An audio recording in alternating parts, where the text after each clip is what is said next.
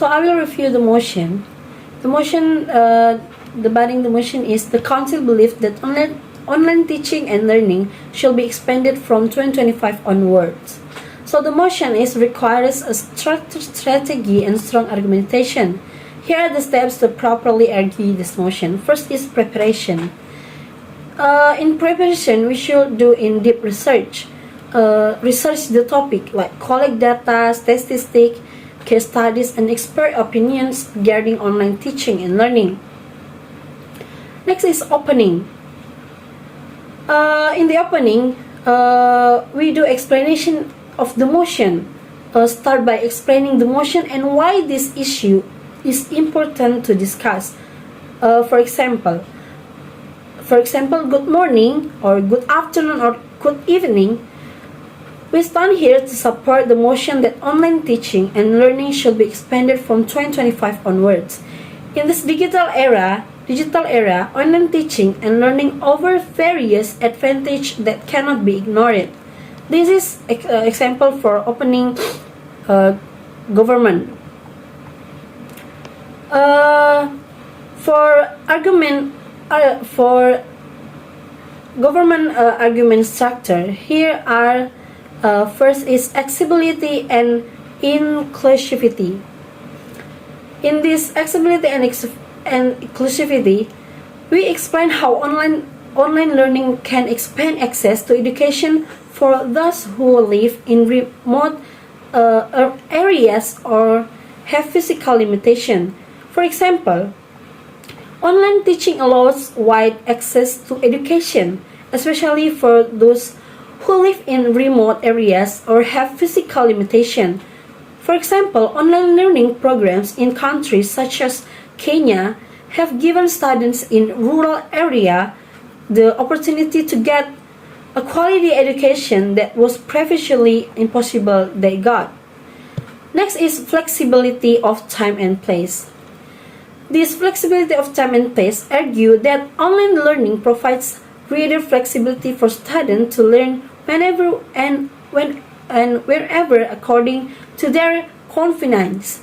Example, online learning provides tremendous flexibility. Students can study anytime and anywhere, fitting their study schedule around other activities such as work or family responsibilities. This is especially helpful for those who work part-time or have other responsibilities. The third is cost efficient.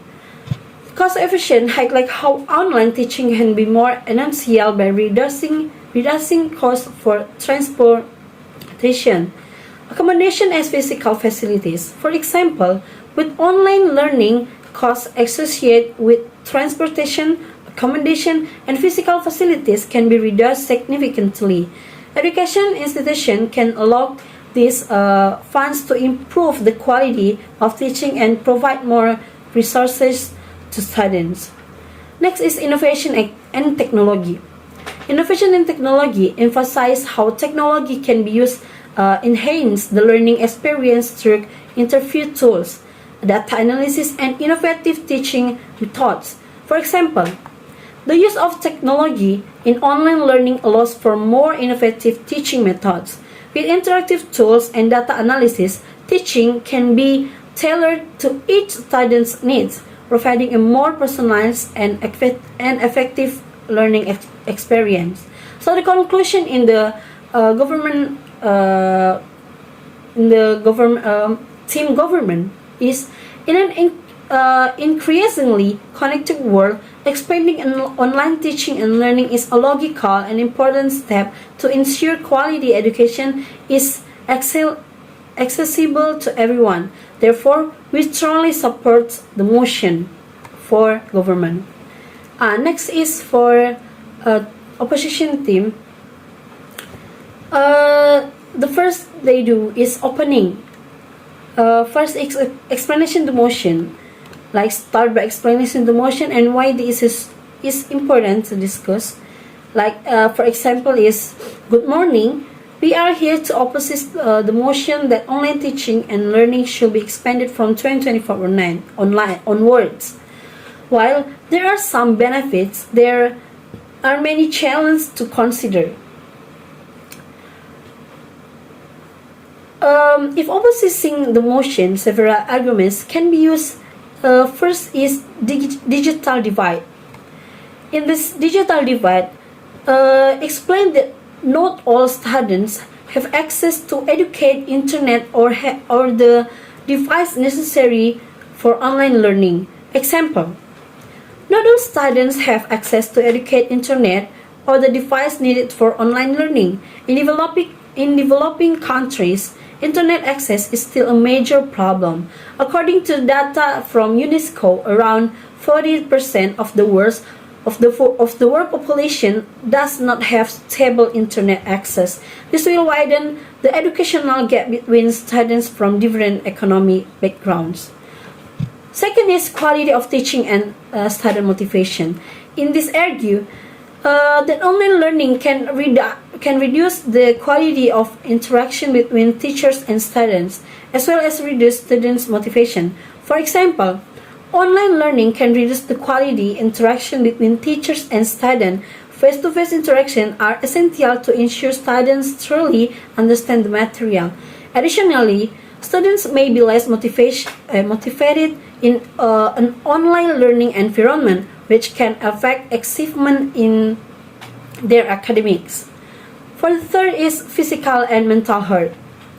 In this argue, highlight the potential negative impacts on students' physical and mental health from too much screen time. For example, too much screen time can have negative impacts on students' physical and mental health, such as tired eyes, poor posture, and social isolation. Direct social interaction with peers and teachers is an important aspect of students' social and emotional development. The fourth argue is evaluation and credibility. In this argue, discuss the challenge in evaluating and ensuring the authenticity of online learning and how this can affect the credibility of education. Example, online learning evaluation can be more difficult to monitor and ensure authenticity. This can affect credibility and accreditation of online programs. Without close supervision, there is a risk of cheating on exams and excitement. So, the conclusion is, in conducting a debate with the state motion, we need argument recap, like summarize the main points that we have discussed. Next is closing statement. In the closing statement, we should end with a strong closing statement, reiterating we position and why it is important. Next is, of course, for debate skills. We should have debate skills for argue the motion that we have. Next is clear communication. In this clear communication, we should use language that is clear and easy to understand, avoid complicated jargon. Next is confidence. Confidence is important to debate champions because and confidence is demonstrates confidence in presenting arguments. Active listening. We should listen carefully to our opponent arguments in order to respond appropriately. And next is time management. We should time management because we should make efficient use of the time given to convey all the important points. That's all for me. Thank you.